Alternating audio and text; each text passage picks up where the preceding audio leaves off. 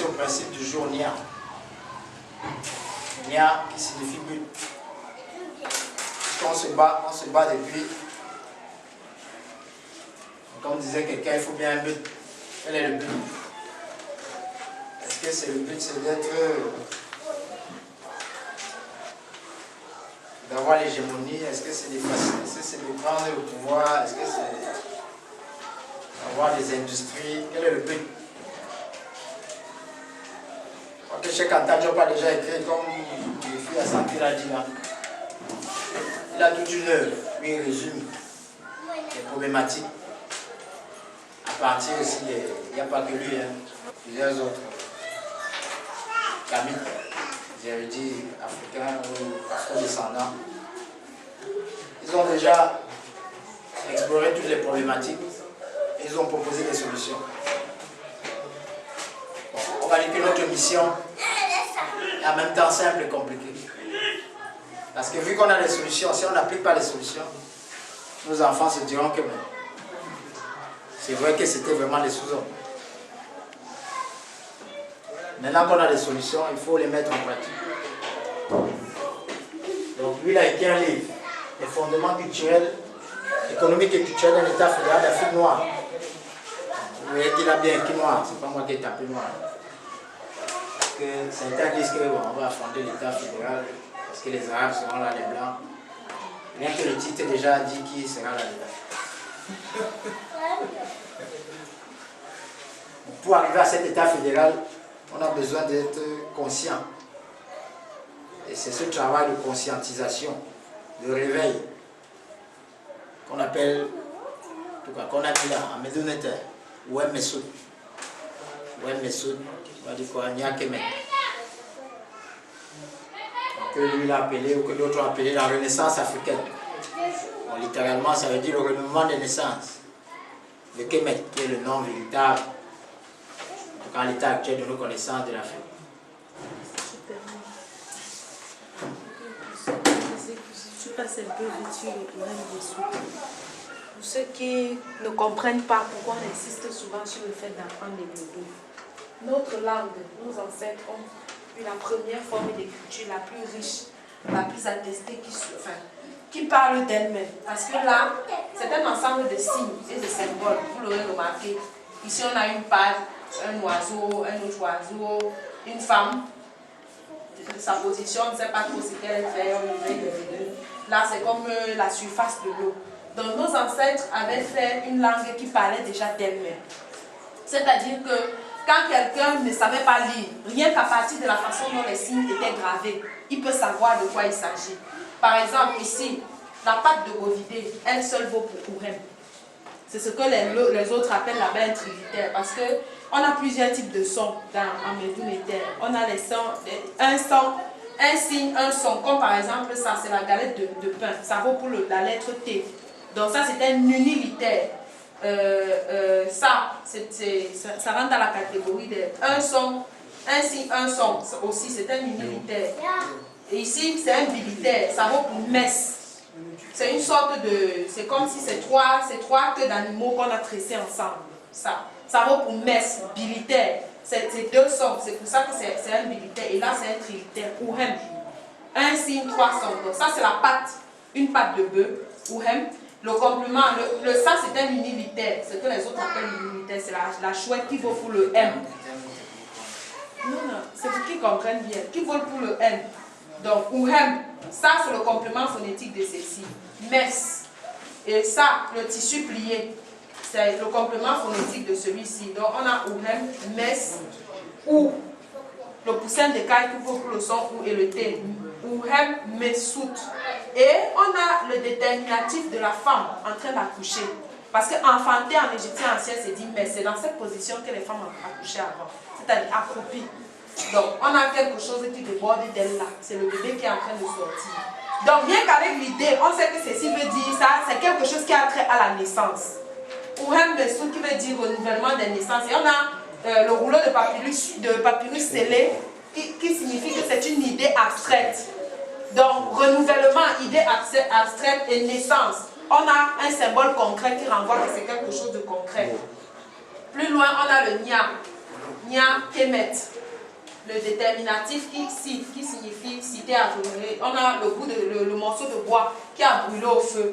Et le bout qui reste, qui veut dire kem, comme on dit chez moi dans ma langue, avec le complément féminin.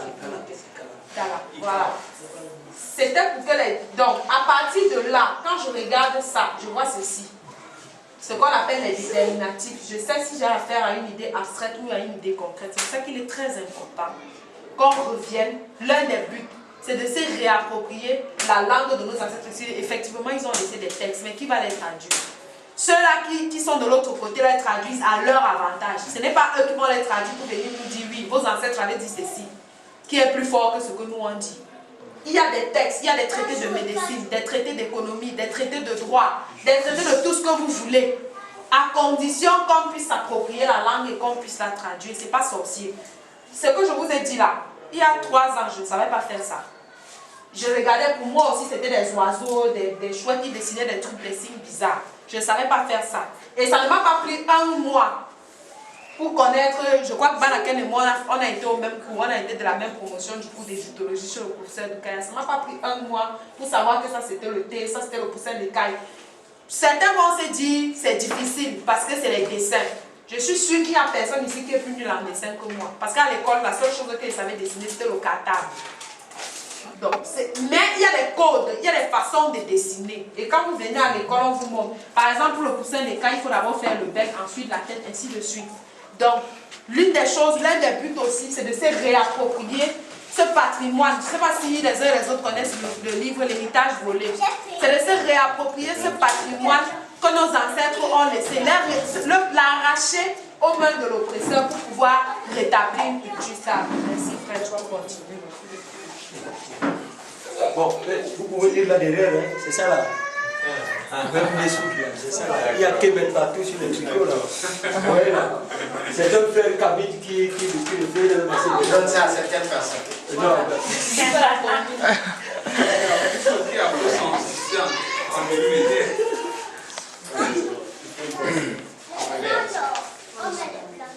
Donc, comme elle a dit, nos ancêtres ont déjà tout laissé. Nous, on a caramassé. La langue est là. Il y en a même qui connaissent déjà et qui peuvent nous l'apprendre. S'il faut les mettre dans certaines conditions pour qu'ils nous apprennent. Qui donne les conditions? Le moment viendra. Le moment viendra, tu auras les conditions.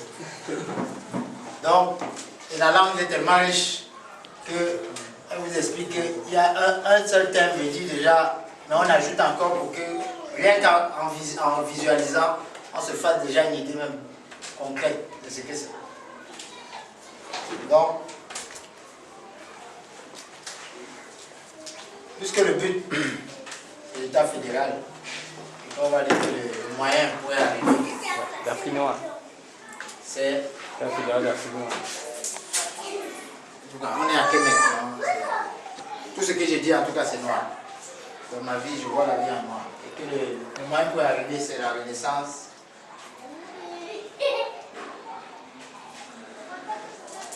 Quelques images un peu.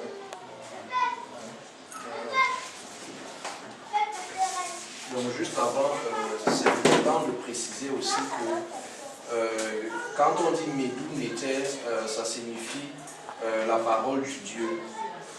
Donc c'est de là que les autres ont pris pour dire Saintes Écritures. Ainsi de suite. Mais la différence c'est que ça c'est plus pertinent. Pourquoi? Parce que le principe fondamental sur lequel nos ancêtres sont partis, c'est le fait que tout a été créé par la parole. Au commencement était le Verbe. Ça se dit dans le Vêt. Ce n'est pas la Bible qui vous l'a appris. Ça se dit dans le Vêt, par exemple. Donc, parce qu'il le savait, je ne parle pas de croire, mais je parle de savoir, ils le connaissaient, qu'ils ont dit, si on sait que tout a été créé par la parole, il faut donc que, quand on veut rendre cette parole-là en écrit, on se serve des éléments de la création. Donc, on se serve des éléments qui étaient paroles à l'origine et qui ont été matérialisés par la suite. C'est pour ça qu'en Médou, donc, dans cette écriture, vous retrouvez tous les éléments de la création dans leur ensemble. Donc, ils sont vraiment restés dans la logique, d'où le nom de Médou Néter qui veut dire parole du Dieu. Parce que tout ça a été créé par la parole. Par conséquent, si on veut fixer cette parole-là, si on veut rendre cette parole-là par écrit, on doit se servir des éléments justement de cette création.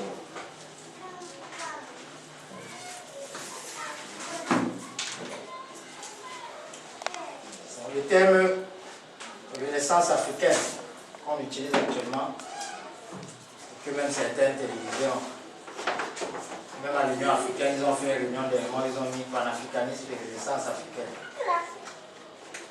En fait, il a été théorisé pour la première fois.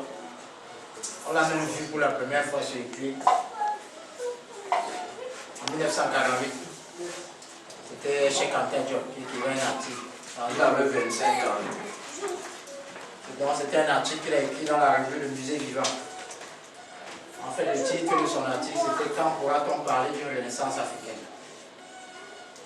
C'est là où il essayait de donner quelques éléments. Après, d'autres essaient de se réapproprier le terme. Bon. Comme il a dit, il avait 25 ans, il était déjà pluridisciplinaire. Et toute son œuvre, toute sa vie, il a tenu à nous donner des éléments concrets qui sont encore valables aujourd'hui pour arriver à cet état fédéral-là, pour établir, pour faire vraiment cette renaissance.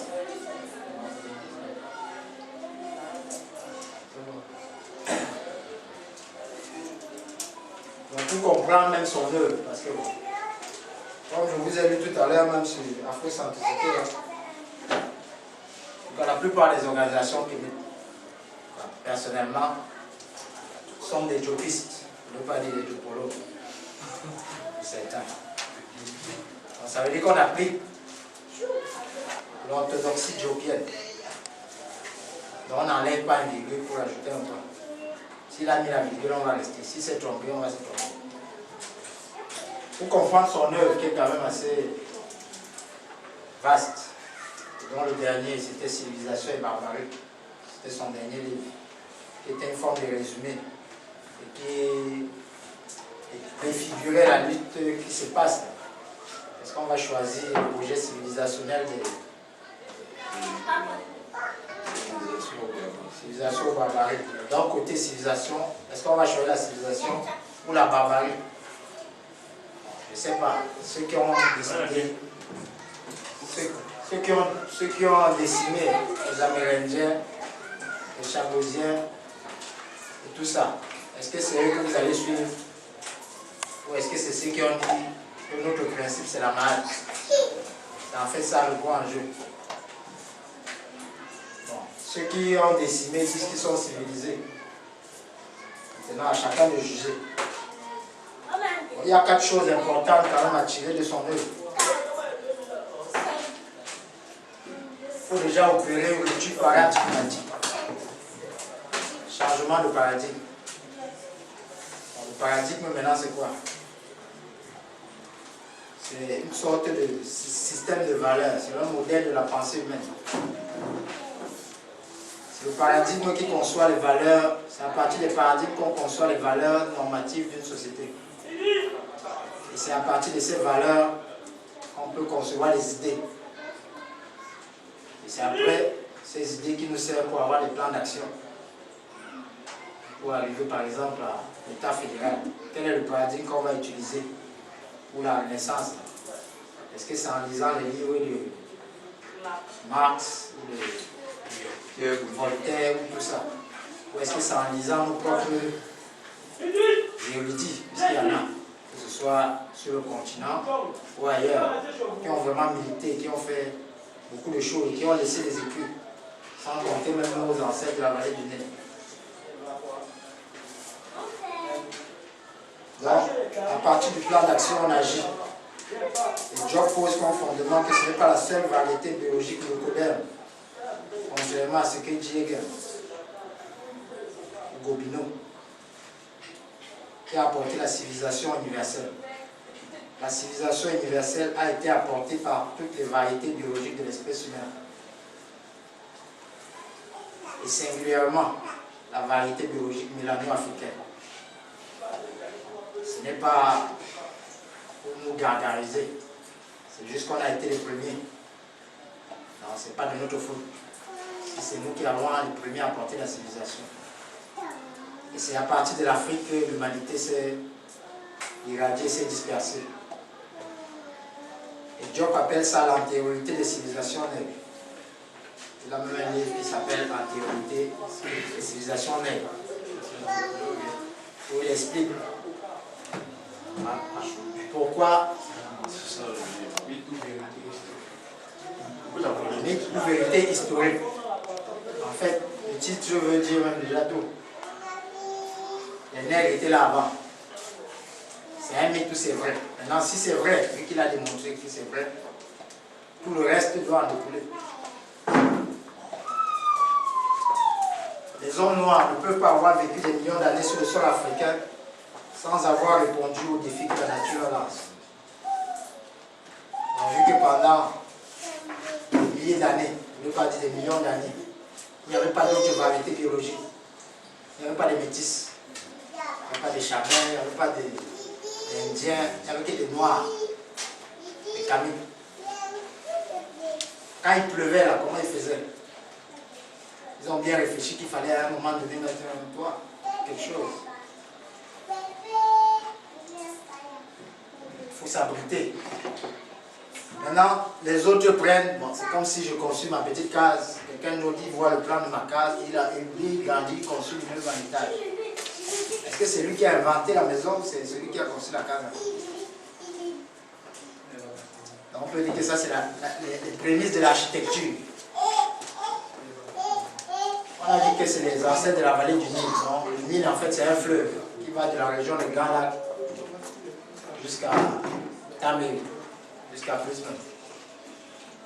Vu qu'il y avait des crues, il faut bien que ceux qui habitent là s'organisent et essayent de commencer à tracer. Où est-ce que c'est arrivé aujourd'hui? L'année prochaine, ça va arriver là. Donc, mieux vaut construire la maison ici. Ça, c'est les prémices de la géométrie. Ainsi de suite. On peut citer tout. Donc, comme dit Diop, les sciences, les arts, l'astronomie, l'écriture, les connaissances en général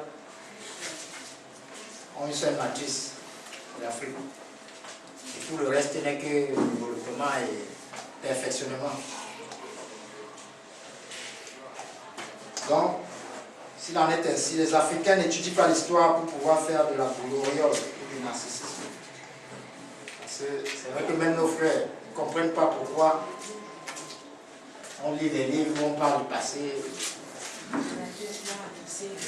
Voilà, ils l'appellent souvent les passéistes. Les écrits. Ils les écrits.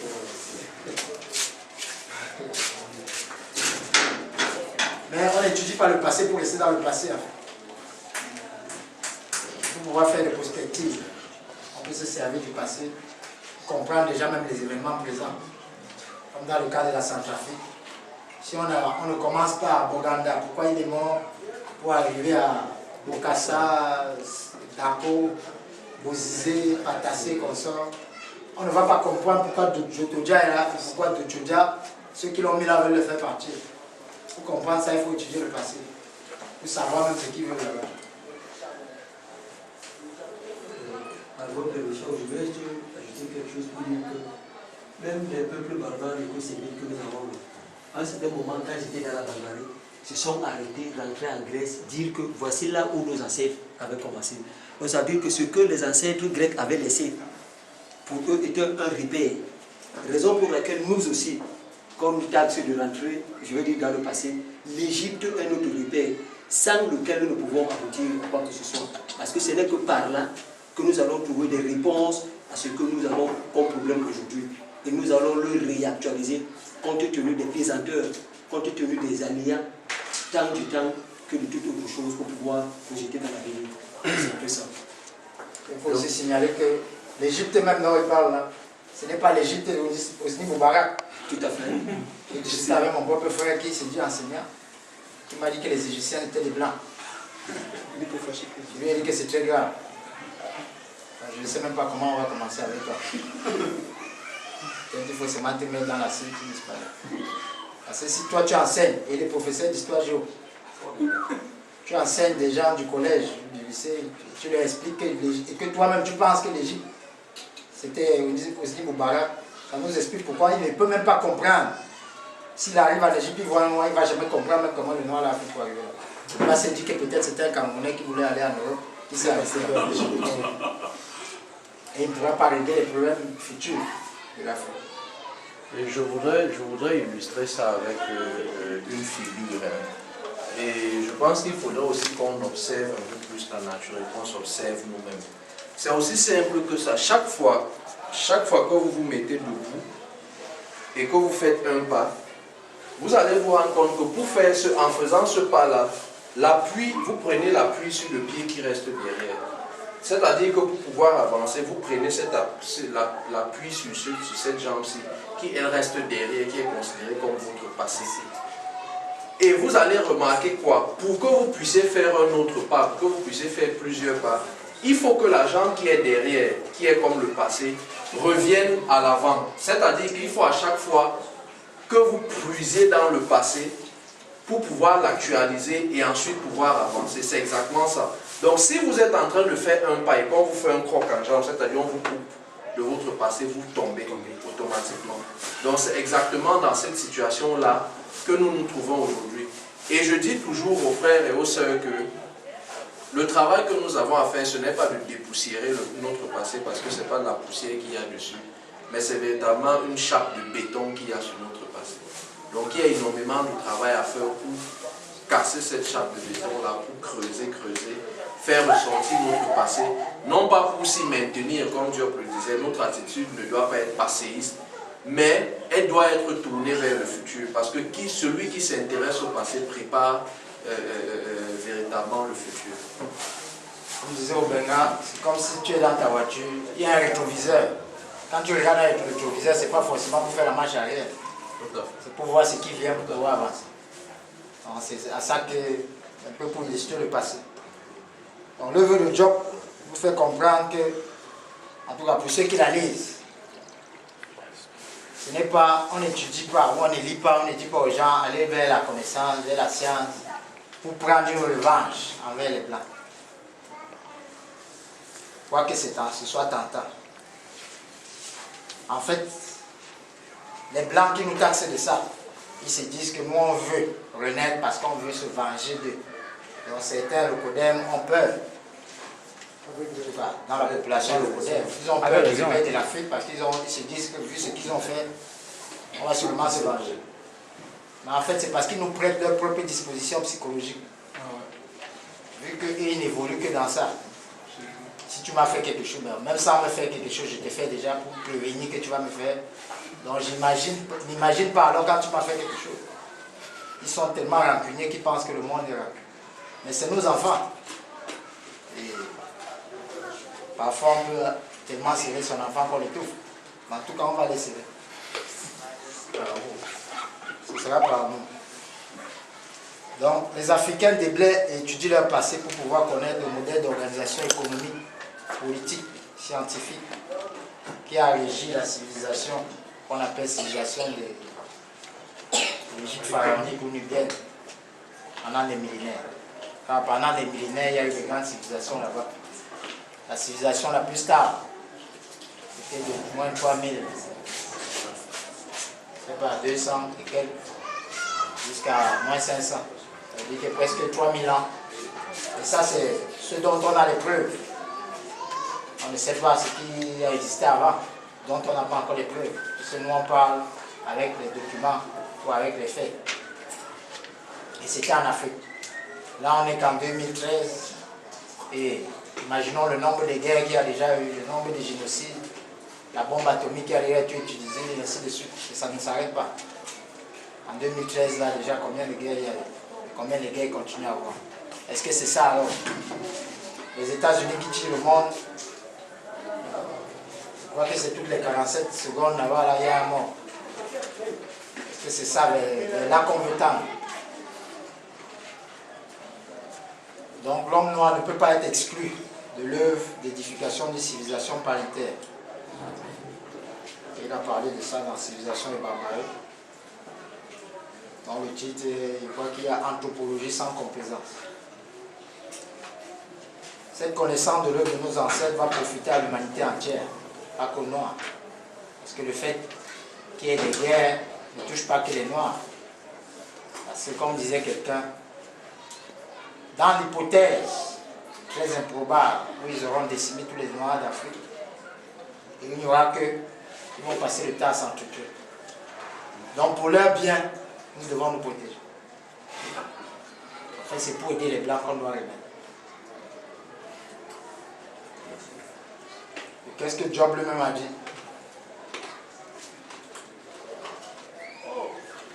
Parce qu'il y en a qui préfèrent suivre les chercheurs blancs pour le Cobert.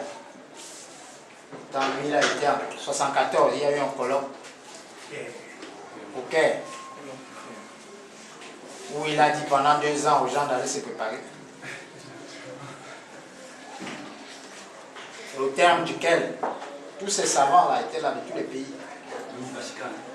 C'est pour ça que les questions comme les couleurs des Égyptiens ou la langue des Africains ou la langue des Égyptiens et les langues africaines, est-ce que c'est les langues africaines, tout ça n'ont même plus de sens.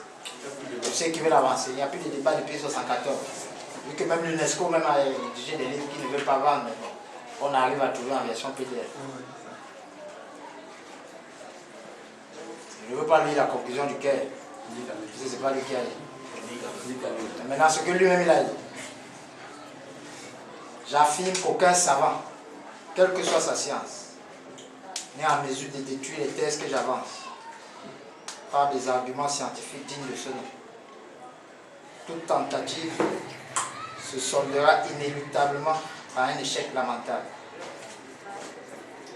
Donc, tout ce qui démontre là-dedans, si les gens avaient pu pouvoir démontrer le contraire, ils ont essayé, mais ils n'ont pas pu. En tout cas, le résultat est même, ils le savent. Donc, comme on a dit, la Renaissance africaine n'a pas commencé avec Diop ou avant lui, ou pendant l'esclavage, pendant ce qu'ils appellent l'esclavage, les razzias de nos parents. Dès déjà à l'époque égypto-nubienne, environ 3500, il y a eu plusieurs moments où la société, qu'on va appeler pharaonique pour un souci de compréhension, s'est retrouvée confrontée à certains problèmes. Et ils ont dû créer des situations pour régler ces problèmes, pour se servir déjà des valeurs de la marque et tirer des leçons des problèmes. Et c'est ce qui a fondé, je crois, la première république fédérale, on peut dire, en Amérique, dans les années dont les Galiléens n'étaient même pas encore. Donc, comme il n'a pas existé, bon, il n'était même pas encore dans l'esprit de ceux qui l'inventer. Je n'avais pas pour fichier.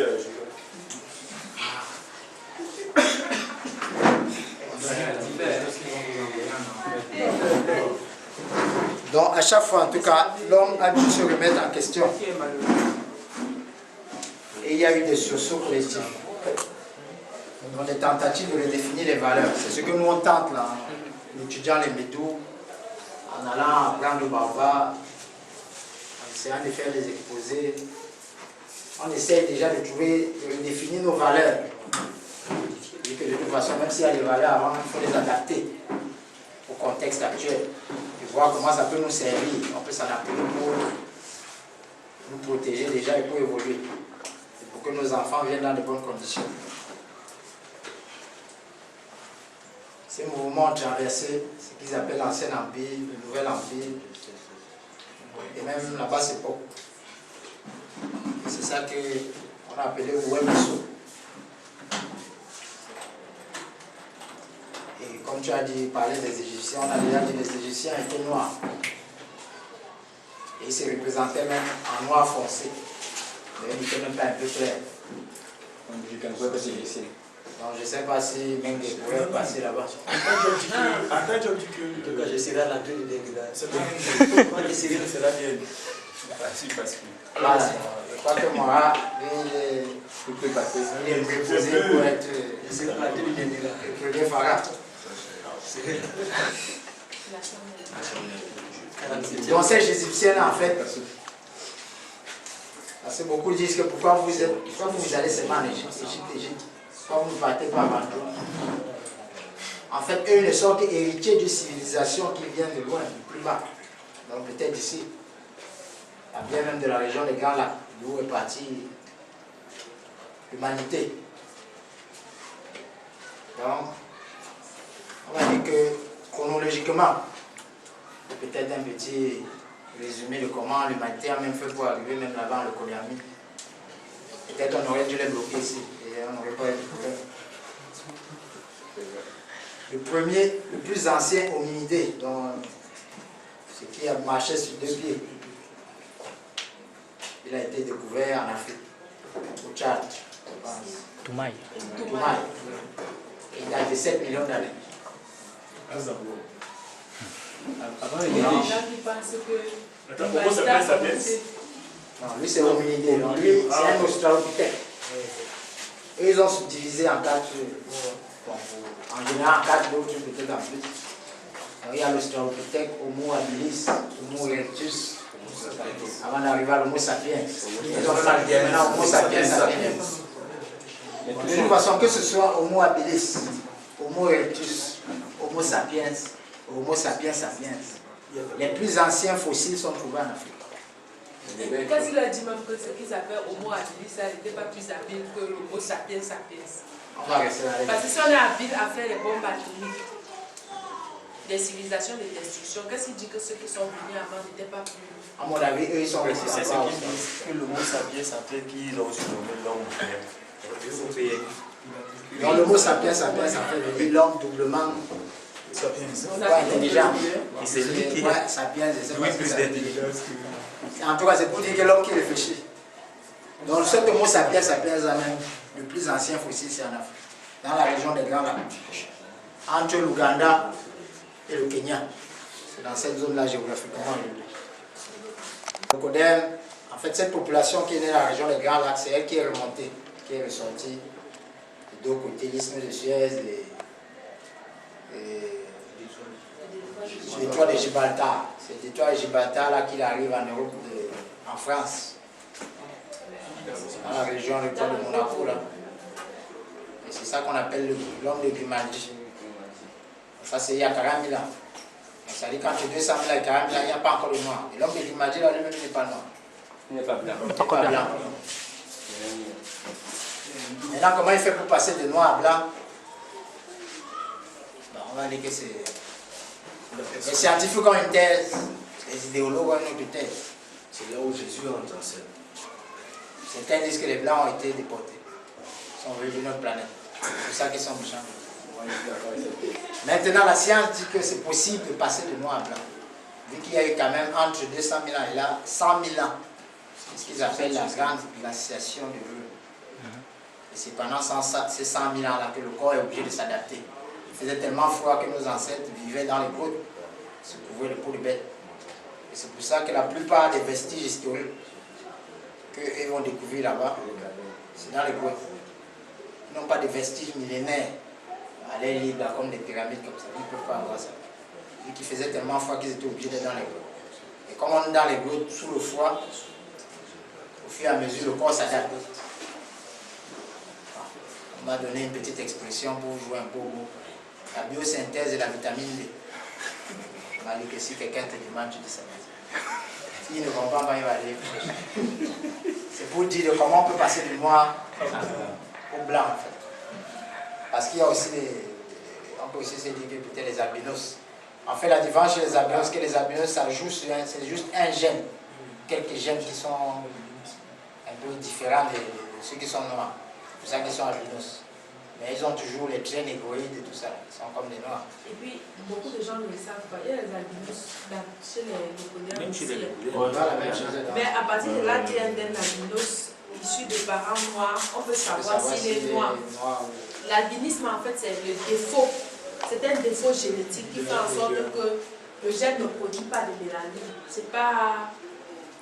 C'est pour ça que les albinos ont souvent des problèmes de peau, il ne faut pas manger ci, il ne faut pas... Parce que c'est un défaut en fait, c'est une maladie. Il y a un célèbre entraîneur du Cameroun là, qui était à Hein? Oui, Foutifeu. Non, un Français. Claude Leroy. Claude Leroy. Claude Leroy, c'est un albinos. Amber, Le roi n'est même pas albinos. Les albinos chez eux ont les cheveux plus clairs que les cheveux blancs. Paul Même Scholes. les yeux jusqu'aux sourcils. C'est un peu dans les pays nordiques. Exactement, Dans les les pays nordiques, là, il y en a sourcils, beaucoup. sourcils Jusqu'aux sont sourcils. Dans les pays nordiques, comme tu dis, il y en a beaucoup. Il y a un acteur qui est albino, je me souviens même plus de quel là. Ça existe aussi chez eux parce que les gens pensent que l'albinisme c'est seulement Non, ça chez eux. existe chez Horatio King. Ça existe chez eux. Horatio King. Il est roux, il n'est pas albinos. Donc en fait, entre 40 000 et 20 000 ans, c'est le premier même, on l'appelle l'homme de Cro-Magnon. Ça c'est le premier blanc à tester. Il date de maximum 20 000 ans. Et 20 000 ans.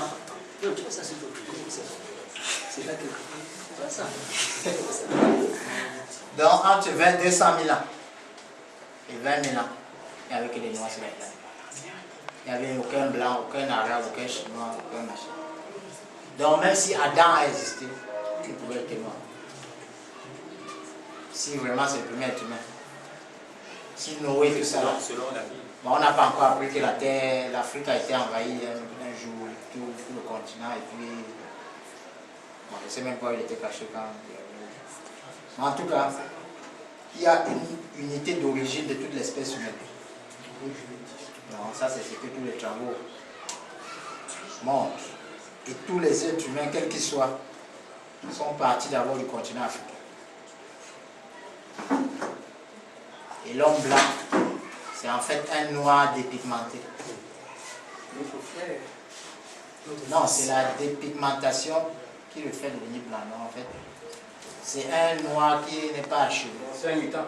Voilà. Voilà, c'est comme si tu as une maladie et puis tu commences à perdre. Comme ils ont appelé ça, c'est quoi, indigo. C'est une dégénérescence en fait. Voilà, l'homme noir, l'homme blanc, c'est la dégénérescence de l'homme noir. Bon, ça n'a pas attaqué que la peau apparemment.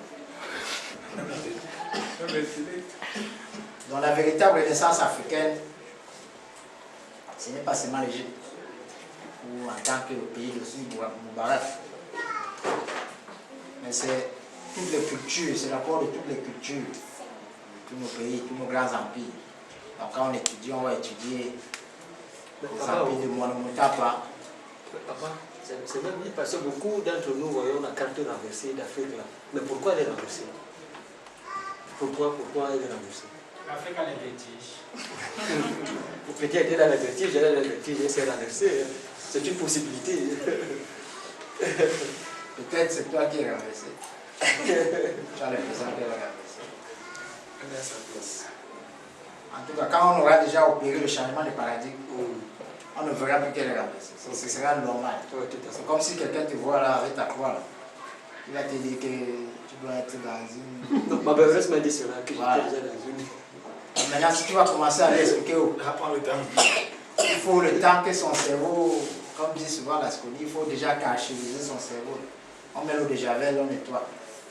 Quand c'est fini, on espère qu'il y aura tous les résultats, mais au moins la grande partie sera partie. Bon, les résultats. Et la renaissance africaine est spirituelle, culturelle, politique et économique pour qu'elle soit aboutie. Parce que pour fonder l'État fédéral, il faudra toutes ces composantes-là. Parce que si on va, c'est plutôt expliqué ici, là, si on va faire la... Si on dit aujourd'hui qu'on va faire peut-être une guerre, si on fait l'État fédéral, à l'état actuel des choses, avec toutes les religions qui existent, demain on pourra manipuler comme en Centrafrique, on manipule les gens chrétiens, d'autres musulmans, tirés ou dessus. Alors que s'il y a une seule religion, cette guerre-là par exemple peut pas avoir lieu, je ne sais pas, en Arabie Saoudite. Pourquoi qu'on a pu quand même dire qu'il y a les wahhabites, les machins. En tout cas, on trouve tous les moyens de se séparer. Voilà, il y a toujours des petits courants. Il y a les sunnites, les chiites. Bon. Ça nous donne peut-être une leçon qu'il faudrait une religion sans courant. Les Ouïghours, les soufistes. Les soufistes et tout ça. Donc maintenant, cette renaissance-là, en fait, il faut aussi que, bon, pour faire l'État, il faudra qu'on soit capable de nous protéger. S'il faut des armes nucléaires, on va fabriquer des armes nucléaires. D'autres disent qu'on a des armes plus puissantes. On attend de voir. Comme disait quelqu'un, moi je ne suis pas un cosmopolite, je suis un terrien. Ça veut dire que si tu me dis que le grand-père l'a fait, tant qu'il n'a pas fait, je ne sais pas. Et bon, on peut faire. On a le maison, on a les gars qui ont le maison. Non, c'est pas de tout d'avoir. Non, si on les prend juste, on les met dans les écoles, ils seront formés pour faire les trucs. Parce que si tu dis à un centrafricain qu'on a le moussant, il va te dire que voilà, on a te mettre là. Tu vas te me dire que tu as le moussant, mais tu es le moussant. Non, il faudrait seulement comme sortir ces gens de l'ordre. C'est-à-dire que leur mission ne sert plus à attaquer les pauvres, les innocents. C'est à nous de canaliser alors ces C'est la canalisation. C'est ce qu'il faut faire. Dans cet état fédéral, en fait, notre paradis, on l'appelle Semataou. Nos ancêtres avaient dit Semataoui, les États, c'est Semataou. On considère que partout il y a des Kémites, c'est notre terre. De toute façon, toute la terre, normalement, c'est notre terre. Mais on va quand même les laisser les Arabes en Arabie, et le Codem en Codem. Bon, en Guadeloupe, là, c'est nos frères qui vont rester là. Bon, ceux qui voudront revenir sur le territoire, il y a la place, ils pourront revenir. Encore que si tu permets, ce qu'ils appellent l'Arabie, c'est le prolongement, si on peut baisser la carte, c'est le prolongement du continent des Kémet. Parce que quand ils disent que dans leur livre dit saint là, que Yahvé a pris la terre, il a promis Canaan aux Hébreux. Canaan était une terre habitée par les Noirs. Il faut bien regarder la carte. Il n'y a pas de coupure. Parce que l'Europe est quelque part ici, plus bas. Il y a la mer Méditerranée là qui sépare. Et c'est là où nos frères meurent souvent. Ils échouent à la police là. Mais ici, il n'y a pas de coupure. Et quand vous regardez la carte du monde, le planisphère, ça continue comme ça. Il y a un espace de terre ici. Donc, les Kamites occupaient tout cet espace-ci jusque-là. En fait, quand ils sortaient là pour aller là, quand ils parlaient. Puisqu'il n'y a pas de séparation, vous voyez bien, ça continue. Et ils ont coupé, ils ont dit que non, ça va ici comme ça là. Ils appellent ça comme de la langue de Kafzé, on l'appelle. Voilà, ça continue jusqu'ici. Et ce qu'ils appellent Palestine, machin et tout ça là, c'est quelque part ici. Cette terre-là était habitée par des Kamites comme vous et là. Derrière se trouve. Voilà. C'est quelque part ici. Aujourd'hui, il y a des gens qui se bagarrent, Israéliens et Palestiniens, se bagarrent sur le bout de terre là. On discute dans le bande de Gaza parce qu'on a trouvé le pétrole là-bas. Jusque là, s'il faut les chasser de chez nous, c'est jusque là. Eux là, ils disparaissent, on les repousse dans leurs frontières là-bas parce que cette bande-ci là, c'est pour nous. Aujourd'hui, ils appellent ça Moyen-Orient, Proche-Orient, Extrême-Orient. C'est par rapport à qui ou par rapport à quoi? Ça fait partie, vous voyez ici. Si vous voyez le planisphère, vous allez voir que ce morceau-ci là, on a coupé. Ça continue quelque part jusqu'ici comme ça. Il faut bien comprendre. C'est pour ça qu'ils disent que leur Dieu a promis la terre de Canaan au peuple d'Égypte, au peuple hébreu. Cette terre-là, c'est quelque part ici. Et ils disaient bien une terre où coule du lait et du miel. Ça veut dire qu'à cette période-là, ce n'était pas encore une terre désertique. Dans toute cette histoire-là, ce n'est pas forcément une histoire de terre et tout, machin. Il faut savoir que les Sabéens qui habitaient ce qu'on appelle l'Arabie actuellement, c'était les Noirs. Et maintenant, la mer qui se trouve là, pourquoi on l'appelle la mer Rouge? On l'appelle la mer Rouge parce que nos frères qui habitaient cette terre-là ont tellement été massacrés que leur sang a rougi cette eau-là. C'est pour ça qu'on l'appelle la mer Rouge. Tellement ils ont été massacrés, exterminés, ils ont subi toutes sortes d'horreurs que des millions de mètres cubes de sang ont fait rougir l'eau, cette eau qui était là, qui a maintenant ce nom, on l'appelle la mer Rouge. Donc en fait, bon, on va leur donner quand même un petit repas. S'ils veulent le pétrole, on va les laisser avec le pétrole. Voilà, depuis qu'ils ont pris ça, ils sont toujours en train de se bagarrer. Et le jour où on sera assez fort ici, on aura déjà aidé nos frères traîtres à passer à leur cas. On va s'occuper alors des autres. Donc en fait, cet état fédéral là, c'est ce que nous on appelle Semataou. Une question. Les Kamites ont commencé à sortir, à quitter le continent le détroit de Suez à partir de quelle période? Le détroit de Gibraltar, l'isthme de Suez. De Suez, l'isthme de Suez à partir de quelle période? Environ moins 150 000 ans avant l'ère vulgaire. Et il se pourrait qu'à cette époque, cette zone a été très marécageuse. Non, justement. Elle était plutôt glaciale.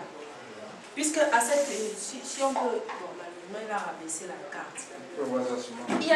Il y avait des passages. Puisque ce qu'on appelle le désert du Sahara aujourd'hui, la zone du Sahara a commencé à se désertifier en moins 10 000 ans. Moins 10 000 ans, donc c'est récent. C'était la verdure. Et les peuples qui habitaient là sont descendus un peu plus bas vers les zones où nous sommes. Donc vers les pays, vers les zones équatoriales. Donc il y avait des... Comme la mer Rouge. Je me rappelle que quand je faisais le cours de géographie, quand j'étais en classe de seconde, notre prof d'histoire nous disait que dans les années à venir, dans quelques milliers d'années, la mer Rouge va devenir un océan. Parce qu'il disait qu'avec les mouvements des séismes et tous les séismes qu'il y a, la mer Rouge, la plaque asiatique ne fait que s'écarter, la plaque arabique même ne fait que s'écarter davantage du continent africain. Là, avec la carte, vous voyez qu'elle est encore rattachée. Mais au fur et à mesure, avec les séismes, ça se découpe, et puis ça se détache. Puisqu'au départ, dans le même cours de géographie, on disait que le monde, c'était une seule plaque. Ensuite, à des séismes, ça s'est fractionné, ça s'est détaché. Donc, il y avait l'isthme de Suez et le détroit de Gibraltar qui était praticable à l'époque à pied. Exactement comme vous voyez la plaque arabique là. Pour l'instant, on peut sortir du continent africain par là à pied. Les Égyptiens, les gens quittent l'Égypte pour aller en Palestine. Voilà. Il y a un tunnel qui part de l'Égypte pour La bande de Gaza. Voilà. Donc, ils sont sortis à pied, mais c'est quand ils sont arrivés de l'autre côté, ils ont été coincés par la dernière glaciation de Vulve. Nous avions au moins 150 000 ans avant Jésus-Christ. Et si tu te souviens, les dessins animés qu'on montrait quand on était petit, la famille Pierre à Feu, où on montrait les leucodèmes qui avaient des dinosaures ou animaux de compagnie, ils vivaient dans des grottes. Justement parce qu'il faisait trop froid, ils vivaient comme des troglodytes, c'est-à-dire sous la terre. Ils vivaient dans des grottes, des cavités souterraines, parce qu'au-dessus, le climat c'était des températures de moins 150 degrés. C'est pire que le congélateur. Donc ils vivaient sous la terre pour avoir un peu... Puisque quand il fait... Dans la journée, la terre capte les rayons solaires et elle les conserve. Donc il faisait un peu plus chaud sous la terre sur la surface de la terre. Donc ils vivaient dans des cavernes comme des troglodytes et ils ne sortaient que pour faire la chasse. C'est pour ça que jusqu'à aujourd'hui, vous allez voir les leucodèmes manger la viande saignante crue. Ce qu'on appelle le steak tartare. C'est la viande hachée, simplement assaisonnée, crue. Ce n'est même pas passé au feu de 2 minutes. J'ai dit c'est cru. Non, merci. Pourquoi? Parce qu'à cette période-là, quand ils vivaient de cette façon, quand ils sortaient pour chasser, si tu allumes le feu pour préparer ta viande, le clan qui est de l'autre côté, puisque c'était un climat extrêmement hostile, c'est pour ça qu'ils croient ils ne peuvent pas croire à un Dieu bienfaisant qui leur donne tout. Ils croient à un Messie qui vient les sauver. Le climat était tellement hostile, quand tu réussis à attraper ton gibier, si tu allumes le feu pour le faire cuire, le clan de l'autre côté, qui est plus fort que vous, il voit la fumée, il vient vous attaquer, il prend votre gibier, il part avec et vous restez affamés. Et c'est pour ça que chez eux, la femme est un sous-être. Pourquoi? Parce que dans un environnement où il faut se déplacer tout le temps, les femmes et les enfants sont des êtres un peu plus fragiles et ce sont donc des charges. Ils n'utilisaient les femmes que pour la procréation. Parce qu'il fallait accoucher beaucoup d'hommes pour fortifier le clan. C'est pour ça que la femme chez eux perd son nom. Parce que quand elle se marie, elle quitte du clan de son père pour aller dans le clan de son mari. On l'efface complètement. Ne reviens plus comme tu es parti là-bas. Parce que quand tu reviens dans l'autre clan, tu es une charge. Il faut bien. Ce sont des choses qui datent d'il y a plus de 20 000 ans. Et si on ne rentre pas dans l'histoire, on ne peut pas comprendre pourquoi ils ont créé ni leur comportement, ni pourquoi ils ont les choses comme le 8 mars chez eux. Ça ne nous concerne pas, je suis désolée. Donc il faut bien, on pouvait traverser à pied à l'époque, puisque nos frères aujourd'hui, ils arrivent encore à traverser à la nage. Il y en a qui réussissent à traverser à la nage. Il suffit qu'il soit un bon nageur, qu'il ait suffisamment de souffle, il traverse à la nage. Donc il En tout cas, ils ont passé 40 000 ans. Tu vois, nos ancêtres sont même entrés. C'est 40 000 ans pour traverser quelques kilomètres. Nos ancêtres sont même entrés à la Oui, on peut. C'était des gens très très paresseux. 40 000 ans pour traverser 15 km. C'est 15 km seulement. Le panafricanisme, en fait, c'est, on va C'est la même chose que le Sematao. Un mouvement qui considère l'Afrique, les Africains et les descendants d'Africains comme une seule entité, et comme un seul ensemble, et qui vise à unifier tous les Africains. Et à créer aussi, dans le but de la plupart, c'était aussi de créer ce qu'ils appelaient d'autres États fédéraux, d'autres les États-Unis d'Afrique, le consort. Donc, je me suis dit que c'est mieux d'illustrer par certaines images. Comme dit quelqu'un, les images parfois parlent plus que tous les beaux discours. Peut-être chaque image pourrait évoquer à chacun quelque chose qui pourra nous faire partager.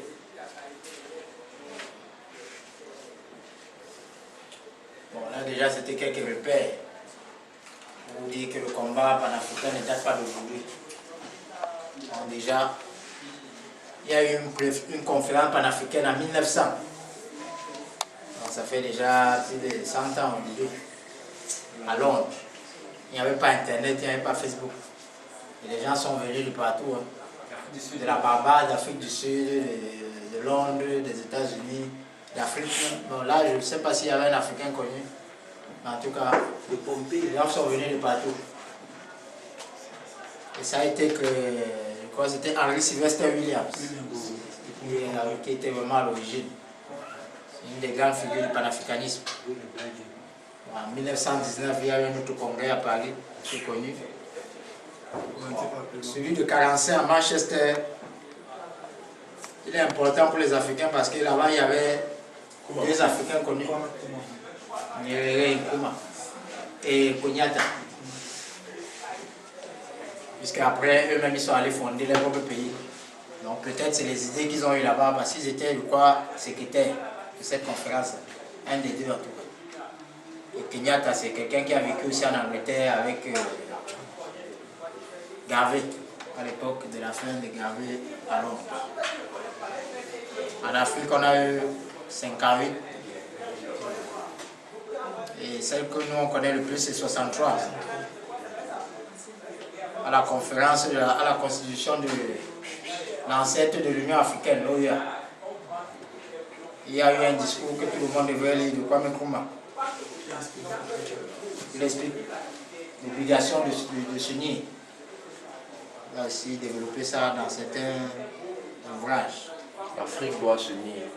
On nous a dit l'autre jour que Nkrumah, lui, il a une femme blanche. Et c'est quoi la arabe? Job a une femme blanche. Vous parlez d'État fédéral Afrique noire.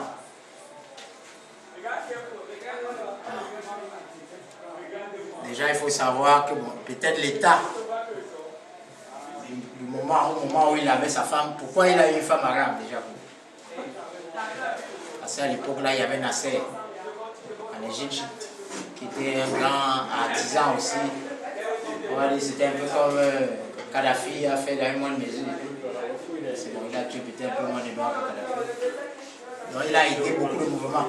Il a aidé l'UPC, il a aidé Nkrumah, il a aidé Sékou Touré, financièrement, logistiquement. Il a aidé même, je pense, Mandela, et tous les mouvements noirs d'émancipation. Donc, si on se met dans cet état d'esprit-là, on peut comprendre pourquoi Nkrumah, qui n'était pas forcément, qui ne se disait pas forcément kémite, pouvait se dire que bon, sa femme est égyptienne, comme Nasser à l'époque. À un moment, on disait même que c'était une des nièces de Nasser, je ne sais pas. Maintenant, Diop, lui, a épousé sa femme quand elle était jeune étudiant. Quand il est revenu en Afrique, elle ne l'a pas suivi. On n'a pas empêché qu'il dise tout ce qu'il dit. Il dit ne pas copier son exemple. Il dit ne pas copier son exemple, pas faire ses erreurs. Voilà, et il dit en plus de ne pas copier ses exemples. Bon, il peut avoir des frères qui ont des femmes blanches à ce moment. Hein. On ne va pas leur dire de tuer les femmes. Ouais, comme j'étais content quand même, il y a un frère qui m'a écrit, il m'a dit que il certains trucs, beaucoup de trucs que le poste a composé.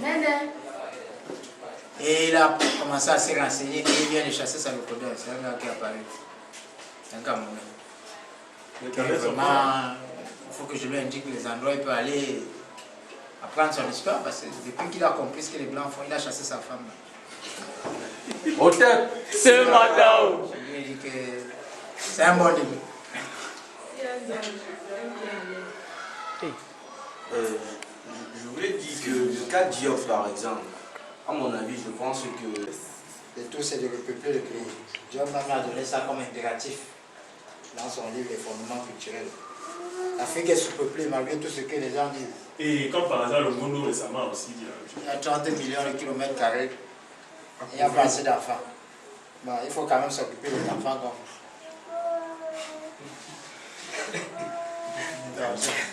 l'orthographe du nom n'est pas terrible. C'est Martin Delahaye, c'est aussi un des pères du panafricanisme. Donc lui, il est aussi le roi des Barbades des États-Unis. Et lui, il a dit ça dans un de ses livres, parce qu'il a écrit plusieurs livres. Donc ça veut dire qu'il n'y a pas que Diop qui a écrit. Les gens ont écrit. Donc il a dit, la source de toutes les valeurs de l'homme afro-américain, c'est l'Éthiopie et l'Égypte. Ça, il dit ça en 1882 dans un de ses livres. Il a écrit plus de 7 ouvrages. 1882. À peine sorti de Avant, il n'était pas encore les choses. avant la conférence du Bénin. Avant, 2 ans. Avant. 2 ans avant. avant. Je suis venu dans les chambres, les gars. Donc ça veut dire qu'il y a des frères de la diaspora qui pensaient déjà comme ça. Et s'il dit ça, c'est parce qu'il a étudié d'autres personnes. Parce qu'il n'est même pas encore venu en Afrique. Il n'y a pas Internet, il n'y a pas Facebook, il n'y a pas machin. Henri Sylvester Williams, qui fait partie de celui qui ont le premier congrès panafricain. Et alors, bon, il y a un autre là même, Benito Sylvain, je n'ai pas trouvé sa photo, qui a même, c'était un haïtien. Il était un général haïtien. Il est même venu pendant la guerre contre l'Italie, de l'Éthiopie. Il est venu aider physiquement Sélassié. Donc il était responsable, un des responsables des armées de Haïti Sélassié. Donc c'est pour dire que eux ne disaient pas seulement, mais ils faisaient concrètement. Ils savaient que le panafricanisme, c'est que dès que mon frère Kémit a un problème là-bas, tous les Kémit doivent y aller. C'est depuis Taméry. C'est depuis. Donc, en fait, c'est ça que l'on doit avoir. Donc, la Centrafrique ne doit pas avoir un problème comme ça. Et nous, on attend. Parce que demain, on va se revenir en congrès en France. En colloque. Donc, Henri Sylvester Williams lui-même a créé ce qu'il a appelé Pan-African Association, qui est, on va dire, le premier parti africain, panafricain. Il y a aussi Georges Padmore, qui est aussi un gars des îles. Voilà quelqu'un qui avait aussi écrit un livre qu'il faut quand même lire, l'égalité des races humaines. Pour répondre à quelqu'un. Et le titre exact, c'était même pas forcément pour répondre. Le titre exact, c'est l'égalité des races humaines, anthropologie positive. Bon, peut-être pour répondre à l'autre qui a écrit toujours à la même année, pour l'inégalité des races. Gobineau. Et là-dedans, il y a une petite citation. Digne et fière, intelligente. Petite parenthèse. En 4e année, dans le cours du système politique comparé, on nous a obligés à lire Gobineau comme auteur éponyme d'anthropologie politique. Éponyme, ça veut dire quoi? Donc, il est au plafond. C'est un gars qui est très fort. Oui. On lui dit à propos de la race, à propos du peuple africain. Digne et fière, intelligente et laborieuse, qu'elle grandisse donc, prospère et monte sans cesse. De progrès en progrès, cette race noire, si pleine de sève et de généreuse vitalité. Pour l'aider dans son ascension, il n'y aura jamais trop d'ouvriers ni trop de dévouement. On ne doit même pas être fatigué. On ne sera jamais assez. Aussi est-ce religieusement que je lui apporte mon offrande, humble et respectueuse. D'autres feront mieux que moi, un jour, mais nul ne sera plus désireux de son relèvement et de sa gloire. Il a écrit ça en 1885. C'est dans son livre de l'égalité des races humaines. Bon, il a été, comme Haïti était encore indépendant à l'époque, il a été ministre là-bas. Il était ambassadeur aussi en France. Et c'est pendant le moment où il était ambassadeur, Qui a écrit ça? qu'on l'a fait aller au club anthropologie de France. Il a été coopté par quelqu'un qui était subjugué de voir noir. Même comme là-bas on lui disait qu'il est tellement intelligent, il doit sûrement avoir du sang blanc. Il a dit qu'il a... Son sang est rouge. En fait, il ne connaît pas, mais... Donc lui aussi il est haïtien. Ça, c'est des paroles qu'on doit écrire C'est des paroles qu'on sur, doit garder sur, par exemple, le programme d'obsèques d'un Africain normal. Digne et fière, Les phrases intelligente et laborieuse, qu'elle grandisse dans mon frère et montre sans cesse le progrès en progrès. Cette race noire si pleine de sève et de généreuse vitalité. Pour l'aider dans son ascension, il n'y aura jamais trop de bruit ni de dévouement. Ni trop de dévouement. Aussi, Donc, tu n'as pas le droit d'être fatigué comme hier. aussi est-ce religieusement que je lui apporte mon offrande humble et respectueuse. D'autres feront mieux que moi un jour, mais nul ne sera plus désireux de son renouvellement et de sa gloire. Donc il n'y aura jamais assez de camis pour servir la cause. Il y a ce qu'on appelle Web Dubois. Bon, lui il est un peu compromis. Sa deuxième femme. En tout cas, ces deux femmes s'appelaient Amiga. Ami. Il a eu une première femme et il a eu une deuxième femme. Toujours avec lui. Elle s'appelait toujours Amy. En tout cas, dans les livres d'histoire, elle s'appelle toujours Amy. Je ne sais pas si c'était la même qui s'est changée. Mais en tout cas, ça c'est la seule photo que j'ai vue de lui avec une femme, avec sa femme. Il a des enfants même. Je crois que j'ai vu une vidéo d'un de ses fils. Non. Lui, il avait dit. Ceux qui savent traduire l'anglais. Si le noir ne fait pas attention, il boira tout le poison de la civilisation moderne et mourra de ses effets. Ah oui, très bonne traduction. Donc, ça veut dire que c'est comme ce qu'on vit là maintenant. Traduit à dépenser.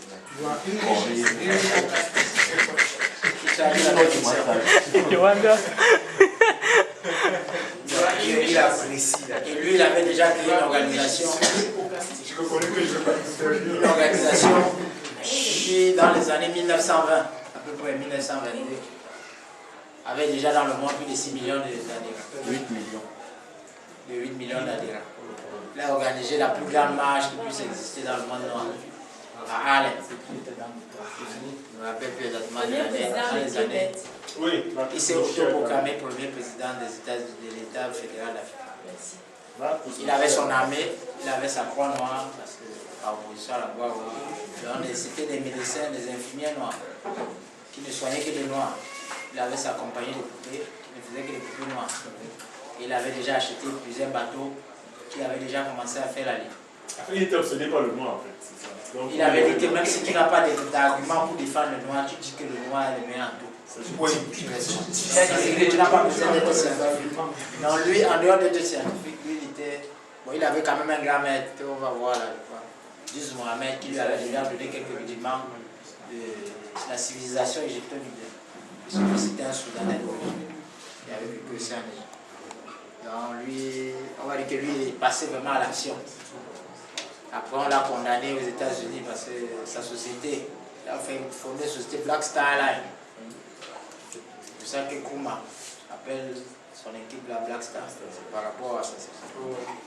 Black Star Line. Il avait déjà un certain chiffre d'affaires assez important. Et sa société tournait, en fait, c'est chaque adhérent qui contribue. C'est comme un fonds d'investissement dont on parle. C'est un peu comme ça. Chacun a mis, je ne sais pas, $10, jusqu'à ce que ça a donné une somme. Il a acheté des bateaux. Il avait prévu de construire des maisons. Donc, vu qu'il vivait, il quittait la Jamaïque, il allait aux États-Unis. Il ne voulait pas que les Noirs soient dépaysés en rentrant en Afrique. Donc, il fallait que les maisons qu'il désire aux États-Unis puissent trouver les mêmes en Afrique. Donc, en fait, il avait acheté même des terres au Libéria, je crois, pour construire. Après, Web Dubois aussi peut-être apparemment a participé à ça. On l'accuse d'avoir détourné $5. On l'a accusé $5. Et qui? Une société qui avait des millions de $100. On l'a condamné à 5 ans de prison. Pour $5. Au bout de 2 ans, vu qu'il n'était pas américain, on l'a. Il paraît que le jour de son départ, tout le monde était là. il n'a pas voulu laisser, il a quitté les Jamaïques, il est reparti au Canada, il a encore essayé de relancer, mais ça n'a plus fonctionné. Et c'est après qu'il a écrit son livre Philosophie à l'opinion. Il explique un peu sa thèse. Même Mazama a essayé une traduction, mais il paraît que le livre en anglais lui-même est encore plus terrible. Donc lui il dit par rapport au but, l'homme devrait avoir un but, il devrait toujours garder ce but à l'esprit, dans l'espoir de le réaliser le plus pleinement possible. Ne soyez pas sans but flottant ici et là sur une vague qui ne va pas dans votre sens. Donc ça ne sert à rien d'aller s'asseoir quelque part, on ne sait pas, attendre que ce soit le pasteur qui décide où on va partir. Donc voilà, celui qui lui a donné les prémices. C'est même gravé là, pareil qu'en Jamaïque, vu qu'il savait que tous les Jamaïcains allaient à l'église, il s'est allié avec un prêtre pour dire que bon, maintenant on va peindre tous les personnes. Dans l'église de ces prêtres-là, ils venaient dire Jésus, Marie, tout ça, mais tout le monde était noir. Au moins psychologiquement, c'était pour déjà enlever l'histoire que Dieu est blanc. C'est lui qui expliquait que Dieu est noir et il vient d'Éthiopie. Les Grecs eux-mêmes le disent. Hein. Et l'Éthiopie, quand on dit, c'est pas Éthiopie, en fait, pour eux, tout pays noir était Éthiopie. Ça veut dire même en grec que c'est pas qu'un vieil. Face brûlée. Il y a plus vieille carte de l'Afrique. Ah, mon Dieu. On appelle l'Afrique d'Éthiopie. Il y a des personnages qui s'est beaucoup battu aussi, même quand certains essaient de l'islamiser. C'est Malcolm X, dont le père a travaillé avec elle. Ce qu'il laisse peut-être. Et dont la mère avait honte tellement de sa peau blanche qu'elle voulait que ses enfants soient le plus noirs possible. Il était blanc. Sa mère était métisse. Oui, il a pété sa mère. La mère était métisse. Une question. Tu les connaissais de l'islamisme, il n'était pas de confession islamique. Après la sortie de prison, je vais dire. On va dire qu'il était dans la nation islam. C'est eux qui ont réveillé peut-être son talent d'orateur. Après, il a fait un voyage à la Mecque. Même quand il fait le voyage à la Mecque, je crois qu'il est déjà en conflit. Parce qu'il constate que lui, ses objectifs, c'est réveiller les Noirs. Bon, je ne sais pas si c'est déjà africain. Et comment il s'appelle, Elijah Mohamed, lui, il avait des comportements pas très islamiques. Et comme il a vu, bon, il est parti faire un voyage à la Mecque, puis c'est bon. C'est normal, c'est parmi les simples. Mais là-bas, là, je pense qu'il a vu autre chose que ce qu'on veut nous faire croire. Parce qu'en fait, c'est après son voyage à la Mecque qu'il revient aux États-Unis et qu'il a maintenant un autre comportement. Qu'il essaye maintenant de s'allier plutôt aux Africains. Et ils fondent même un mouvement qui s'appelle l'organisation, je crois. Et puis il est sorti des Blancs. Comment tu veux dire ça? Donc je vais s'il vous plaît, je vais lire en anglais et traduire en français. Nobody can give you freedom. Nobody can give you equality or justice or anything. If you are a man, you take it. Donc il dit, personne ne peut vous donner la liberté, personne ne peut vous donner l'égalité ou la justice. Si vous êtes un homme, vous le prenez. C'est en droite ligne avec ce que Sankara disait, pour dire que l'esclave mérite ses chaînes. Même Bob Esclave qui n'est pas capable de se Parce qu'il était. Black Panther. Il faut c'est couteau. Il a mixé les deux. Il a été aussi. Il est venu même s'installer en Afrique. En Guinée-Conakry, parce que c'est Coutouré a accueilli beaucoup de combattants là-bas chez lui. Et il a été parmi les gens qui ont fondé le slogan Black Power. Alors, le noir qui est parti. il a épousé Myriam Makeba, qui est aussi un grand combattant. Donc lui, juste un petit détail sur lui, il avait un discours. Quand on cause du tort à l'Afrique, il lui marche dessus. Voilà. Sans pitié et sans compassion. C'est ce qu'il dit dans un de ses discours. Il était fait partie de ceux qui ont fondé les Black Panthers. Ils ont été infiltrés et puis ils ont été décimés. En tout cas, ils ont essayé. Bon, il y a aussi un grand savant, John Henry Clark. Ce qu'il a écrit là un peu. Allez, allez. Lui fut, je crois que le conseiller spécial Sinon, le conseiller le plus important même de Malcolm X à l'époque. Hein. Donc, il dit en anglais, hein, powerful people cannot afford to educate the people they oppress. Because once you are truly educated, you will not ask for power, you will take it. That's right. En fait, il dit, les gens puissants ne peuvent pas se permettre d'éduquer ceux qu'ils oppressent. Parce qu'une fois que vous serez vraiment éduqué, vous n'allez pas demander le pouvoir, mais vous allez l'arracher. Donc c'est... Les CODEM ne vont jamais nous éduquer. Tout à fait. La masse critique dont tu Et c'est dans cette situation que même notre continent se trouve. Hein. Nos chefs d'État ne comprennent pas. S'ils étaient conscients que c'était esclave, ils l'auraient tous. Ça, c'était quand même pour faire un clin d'œil à Haïti. Dessalines, c'est quand même celui qui a rédigé la première constitution. Non, je pense qu'on ne peut pas passer sur une femme aussi rapidement. Ça, moi, je ne suis pas. Cette femme-ci, j'ai cherché une image de cette femme en train de sourire pendant 2 heures de temps sur Internet, je n'ai pas trouvé. Il n'y a pas une seule image où elle est en train de sourire, cette femme-ci. Et j'ai posté ça sur mon mur ce matin où je disais, lorsqu'on est né sur un champ de bataille, on ne peut pas se permettre d'être autre chose qu'un guerrier féroce. C'est son fils qui est président. La CP les suit. Non, ils ne vont pas réussir. C'est Jomo Kenyatta qui a dit, quand les Blancs sont arrivés, ils avaient la Bible et on avait les terres. Ils nous ont dit de prier, de fermer les yeux et de prier. Et quand on a ouvert les yeux, on avait la Bible et ils avaient la terre. Il a même allé au ciel. Et pendant ses études à Londres, il a croisé Gary. Et sans vouloir couper, vous voyez que Jomo Kenyatta, c'est son nom qui s'est donné. Hein. Parce que leur nom avait un prénom de le coder. Je ne veux pas prononcer parce que lui-même ne voulait pas qu'on prononce. Il s'est donné le nom de Jomo Kenyatta. C'est pour qu'il a donné à son fils le nom de Uhuru Kenyatta. Mais il avait un prénom de la Bible. Il a décidé que comme il change de nom, il n'y a plus le nom de le coder. Je veux dire quoi? Liberté. Peut-être que Boujega pourrait mieux nous expliquer.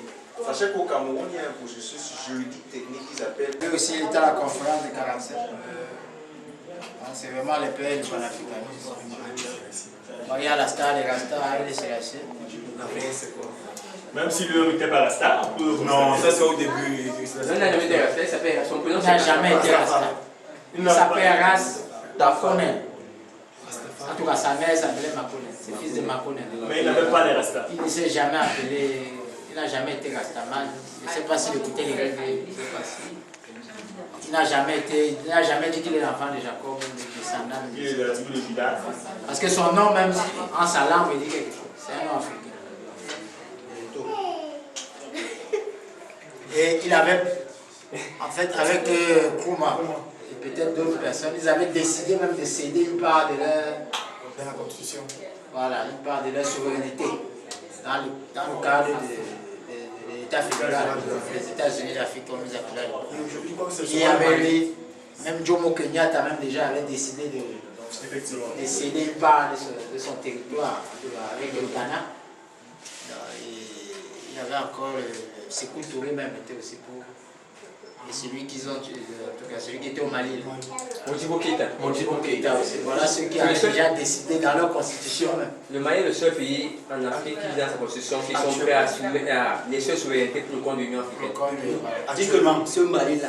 Non, actuellement, c'est toujours dans leur constitution. Oui, c'est dans leur constitution. Ça veut dire que c'est plus simple pour eux s'il y a un État. C'est toujours, je suis d'accord, mais avec qui? C'est ça? Non, c'est toujours. Même si c'est avec personne, déjà. Le fait que ce soit déjà dans la constitution. C'est Sankara qui est l'auteur de la citation. Ah, mon. Non, lui-même, en fait, c'est Sankara plutôt avec le Ghana. Est-ce qu'on peut redire cette citation-là? Le peuple a explosé. Il ne fallait pas fermer. C'est toujours quand c'est entre les mains du Tembe que ça explose.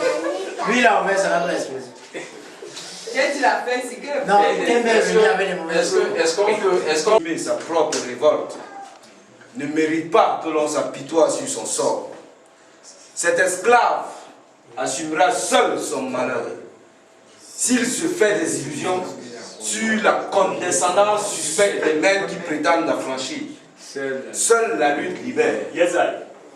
Au terme. C'est Matao. Sa classe. Il dit Jésus. Il y en a un qui parle de Galiléens. Le jour viendra où l'Afrique parlera et l'Afrique écrira sa propre histoire. Ce sera une histoire de gloire et de dignité. Sa dernière lettre à sa femme. On va dire que ça va dans la droite de ce que Diop ou autre personne en tenant Philomène disait. C'est nous-mêmes qui devons être maîtres de notre histoire. Le lion doit écrire sa propre histoire et non laisser ça aux chasseurs. How Europe and develop Africa. Comment l'Europe sous-développa l'Afrique. Je crois que c'est traduit en français déjà. Non, c'est une mauvaise traduction. La traduction, c'est comment l'Europe développera l'Afrique. Non. Non, c'est comment l'Europe sous-développera. Ça, c'est son livre, mais la traduction a été mal faite. Non, apparemment, sous-développera. apparemment, il y a quelques manquements en tout cas. Mais en tout cas, il avait déjà fait une thèse sur ce qui se passe aujourd'hui. Donc, c'est les problèmes actuels. Ce n'est pas que le passé. On est quand même dans l'enclos des crevettes. On est quand même comme voit les crevettes. Lui, il a dit, Non, il n'a pas crevettes, attention. non, on est dans l'enclos des crevettes. C'est mon crevettes. Donc, ça, c'est ce qu'il a dit en 1955. Nous sommes contre les colonialistes et leurs hommes de main, qu'ils soient blancs, noirs ou jaunes. Et nous sommes les alliés de tous les partisans du droit des peuples et nations à disposer d'eux-mêmes, sans considération de couleur. Bon. Il faut dire que même si le traître est de chez nous, Stéphane Bantou. on doit le tuer. Stéphane Bantou Biko, il a fait partie du Pan-African Congress. Et on ne parle pas trop de lui, on a parlé plutôt de l'autre lieu, qui est parti aussi. Steve Biko a été assassiné, il avait 30 ans. J'ai retrouvé l'autre. Le jour où vous entendrez les blancs bien parler de moi ce jour-là, ne partagez plus vos secrets avec moi parce que cela voudra dire que je vous ai déjà trahi. Donc le jour où tu entends le blanc bien parler de quelqu'un, tu n'as pas besoin de... Quand tu fasses sa fille. Ça c'est la femme de l'autre. Voilà ce qu'elle a dit sur son mari. Mandela a donné son accord à un mauvais arrangement pour les Noirs. Nous sommes toujours en dehors de l'économie. L'économie est toujours très blanche. Le grand Mandela n'a plus le contrat ni son mot à dire. Ils ont érigé cette grande statue de lui au beau milieu du quartier blanc le plus riche de Johannesburg. Pas à Soweto, ici où nous avons versé notre sang. Elle a aussi dit que le Mandela qui est entré en prison n'est plus le même qui est sorti. Et parenthèse, il est le premier président africain à avoir... Elle a fait 35 ans d'exil. 35 ans. C'est une icône en Guinée-Conakry. Est-ce qu'on l'avait aussi accueilli là-bas? Elle a vécu là-bas. Elle a aussi une parole qui dit souvent que comment pouvez-vous attendre que ceux qui vous ont tué puissent écrire votre histoire? Bon, Khalid Mohamed, lui, c'était peut-être un petit clin d'œil. C'est un ancien Black Panther aussi. Et qui était... Il a dit quelque chose par rapport à... En tout cas, il était là, en Afrique du Sud, parce qu'il est venu s'entraîner là-bas, pour lutter vraiment pour l'État fédéral d'Afrique noire. Et lui, il disait que, bon, vu que les Blancs parlent bien de Mandela, c'est qu'il ne peut pas être bon pour eux. Ceux qui portent la mort. Le guerrier qui porte la mort dans son sac. Yes. Ça, c'est la signification de son nom. Ah bon? Il avait un temple dans lequel il y a des vidéos où il est avec son fils qui chante aujourd'hui son guerrier. Il venait avec tous les éléments ritueliques où il y avait la photo de certains ancêtres qui ont fait des grandes choses. Comme le gravé, quoi. Donc il avait une salle. Je vous conseille de lire Discours sur la négritude. J'ai lu ça en Chaque un génération, jour.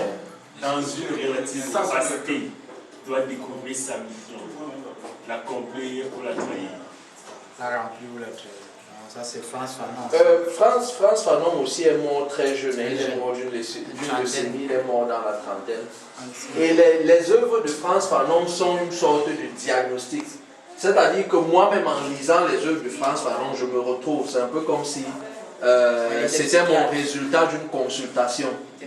Parce qu'il met en exergue tous les comportements d'autodestruction, d'auto-aliénation que nous avons développés. Pour qu'il y ait la paix sur cette terre, il faut qu'on éradique les reconnaître. Non, mais c'est raciste ce gars.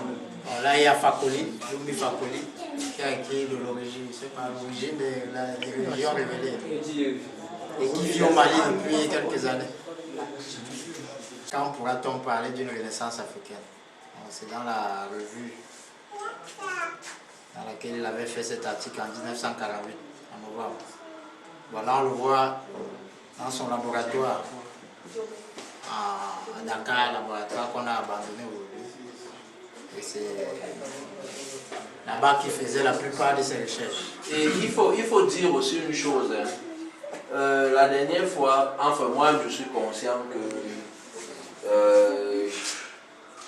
je suis trop vieux. C'est-à-dire que quand on prend conscience à un certain âge, honnêtement, on est trop vieux pour réaliser des actions d'un certain niveau. Cheikh Anta Diop en classe de 3e a inventé une écriture, un alphabet pour pouvoir... On se dit souvent qu'il est très gentil et qu'il n'a pas vu ce qui se passe. C'est Dieu puis cette fois, parce que je crois que ça résume quand même l'état actuel de notre continent vis-à-vis des autres forces qui nous assaillent. On est en face d'une véritable saine alliance européenne, impérialiste agonisante. Cette sainte alliance s'imposera de plus en plus comme une nécessité aux puissances colonisatrices, avec l'éveil de la conscience nationale. Donc, au fur et à mesure qu'ils vont sentir que les gens se conscientisent, ils seront de plus en plus cruels. Nous sommes donc forcés de réviser notre stratégie et notre tactique et de les adapter à cette nouvelle situation si nous voulons accroître nos chances de succès. À la coalition, il nous faut opposer la coalition. Il est plus que jamais nécessaire de dresser contre la coalition de la vieille Europe, celle des jeunes peuples de toute l'Afrique victimes de colonisation. Sortir de l'isolement où se trouvent engagés les mouvements africains et donner à la lutte un caractère continental. Tel apparaît le moyen le plus sûr de quitter l'impasse actuelle de la politique africaine, tout en apportant une contribution de plus en plus efficace au combat pour la paix. Donc, si on ne s'unit pas, on va périr. Bon, là, il y a quand même ceux qui le reconnaissent. Il est encore très jeune. Donc, celui qui a les lunettes là, c'est le Sech Gomez. Là, il a avec Bilolo. Il y avait au Bengal ici. Ça, c'est il y a au moins 30 ans. Il faut savoir, en ligne avec... je sais pas moi, c'est un terroriste. On voit une tête à côté d'elle là. Elle avait un terroriste là. Ouais, mais regardez, ce qui est requis, c'est une décolonisation totale. Non seulement de notre esprit, mais en fait de tout notre être. Nous ne nous faisons pas d'illusions. La tâche est immense et probablement l'affaire de plusieurs générations. L'Occident continue à contrôler une grande partie des modalités de notre existence.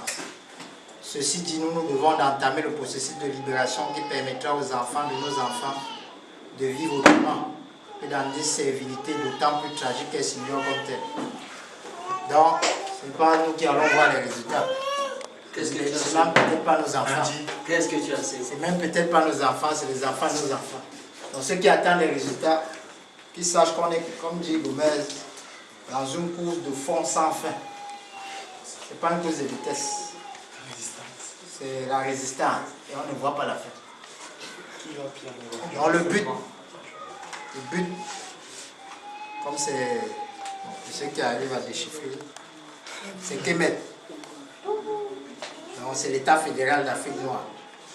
Kemet, ça veut dire que toute l'Afrique que vous avez vue là, y compris Madagascar, y compris la Guadeloupe, y compris Haïti.